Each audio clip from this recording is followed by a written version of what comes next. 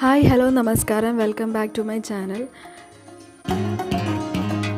നമ്മൾ സാധാരണ കട്ട്ലറ്റ് ഉണ്ടാക്കാറുണ്ടല്ലേ. അത് നമ്മൾ പച്ചക്കറി വേവിച്ചതിന് ശേഷം നമ്മൾ ബ്രെഡിൽ മുക്കിയിട്ട് ഉണ്ടാക്കുന്നത്. ഇനി നമുക്കൊരു പഴം കൊണ്ടൊരു കട്ട്ലറ്റ് മാതിരി ഒരു അടിപൊളി സംഭവം ഉണ്ടാക്കിയാലോ. ഇത് കുട്ടികൾക്കെല്ലാം നമുക്ക് വൈകുന്നേരം ആയാലും എല്ലാം കൊടുക്കാൻ അടിപൊളി സാധനമാണ്. അപ്പോൾ എങ്ങനെ ഉണ്ടാക്കാൻ നോക്കിയാലോ. ഫസ്റ്റ് നമ്മളൊരു നേന്ത്രപ്പഴം എടുത്തിട്ട് അതൊരു പുഴുങ്ങിയെടുത്തിട്ടുണ്ട്. പുഴുങ്ങിയെടുത്തതിന് ശേഷം അത് നടുക്കൂടെ മുറിച്ചിട്ട് അതിൻ്റെ ആ ബ്ലാക്ക് സീഡ്സ് അവരിക്കുന്ന നടുക്കത്തെ പോർഷൻ നമ്മൾ റിമൂവ് ചെയ്ത് മാറ്റുന്നുണ്ട്. അപ്പോൾ നമ്മൾ പഴം മുറിച്ച് റെഡിയാക്കി വെച്ചിട്ടുണ്ട്. പിന്നെ കുറച്ച് തേങ്ങ ചിരകി വെച്ചിട്ടുണ്ട്. ഇനി ഞാൻ ഈ ബ്രെഡിൻ്റെ സൈഡ് മുറിച്ചതിന് ശേഷം ഒന്ന് മിക്സി ജാറിൽ വെച്ചൊന്ന് ഗ്രൈൻഡ് ചെയ്തെടുക്കുന്നുണ്ട്. അപ്പോൾ നമുക്കിത് പൗഡറായിട്ട് കിട്ടും. ഞാനവിടെ ബ്രെഡ് പൊടിച്ച് പൗഡറാക്കി വെച്ചിട്ടുണ്ട്. പിന്നെ ഒരു മുട്ടേൻ്റെ വെള്ള നമ്മൾ എടുക്കുന്നുണ്ട്. എനിക്ക് മഞ്ഞ വേണ്ട, അപ്പം ഞാനിവിടെ വെള്ള മാത്രമേ എടുത്തിട്ടുള്ളൂ. പിന്നെ ഇതിൻ്റെ വേസ്റ്റാണ്. ഓക്കെ, നമ്മളതെല്ലാം തേങ്ങയും പഴവും കൂടി നമ്മൾ നല്ലോണം മിക്സ് ചെയ്ത് കൊടുക്കുകയാണ്. വേണം ഇച്ചിരി നെയ്യ് ഇട്ടിക്കാം. എല്ലാം കൂടി നന്നായി സ്മാഷ് ചെയ്ത് കൊടുക്കുകയാണ്. ഒരു നല്ലോണം തന്നെ യോജിപ്പിക്കുന്നുണ്ട്. പിന്നെ നമുക്ക് ഇതിലേക്ക് വേണമെങ്കിൽ അണ്ടിപ്പരിപ്പ്, ബദാം കുട്ടികൾക്ക് കൊടുക്കുമ്പോൾ ഇങ്ങനെ നട്ട്സ് ഇടുന്നത് നല്ലതാണല്ലോ.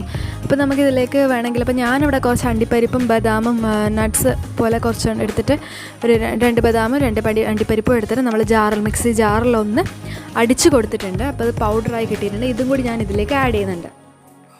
ഇനി എന്ത് ചെയ്യേണ്ടതെന്ന് വെച്ചാൽ, ഞാനിവിടെ ഓരോ ബോൾ പോലെ ആക്കിയതിന് ശേഷം ഇത് ഒന്ന് മുട്ടേൻ്റെ വെള്ളയിലേക്ക് ഒന്ന് മുക്കി കൊടുത്തതിന് ശേഷം ഒന്ന് ഡിപ്പ് ചെയ്തതിന് ശേഷം ഞാനിത് ബ്രെഡിൻ്റെ പൊടി വെച്ചിട്ടൊന്ന് കോട്ട് ചെയ്ത് കൊടുക്കുന്നുണ്ട്.